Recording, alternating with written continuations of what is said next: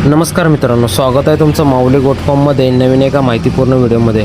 तर मित्रांनो, समोर आपण बघत असलेला की शेळ्यांसाठी आपण मक्याची वैरण दिली आहे।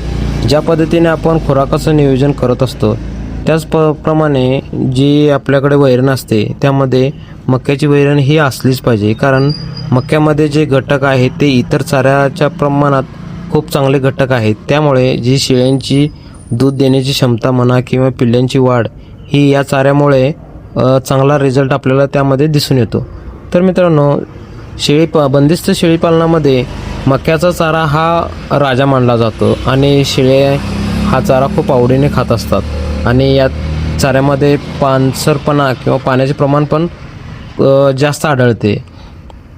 या चाऱ्यामध्ये कार्बोहायड्रेटचे प्रमाण जास्त आढळते, त्यामुळे शेळ्यांच्या दूध वाढीमध्ये खूप चांगल्या पद्धतीचा रिझल्ट दिसून येतो। मोठी जी जनावरं असतात, गाई किंवा म्हैस, त्यांना पण हा चारा दिला जातो।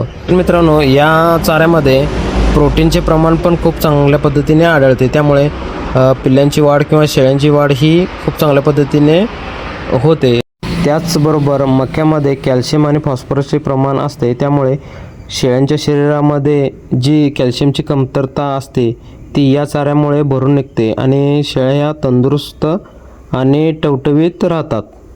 आणि त्याचबरोबर या वैरणीमुळे सर्वात महत्त्वाचा फायदा होतो तो म्हणजे जी शेळ्याचे दूध असते त्या शेळ्याच्या दुधामध्ये किंवा जी गाई आणि म्हशी असतात त्यांच्या दुधामध्ये जे फॅट असते ते फॅट वाढीस हा चारा खूप उपयुक्त असा असतो।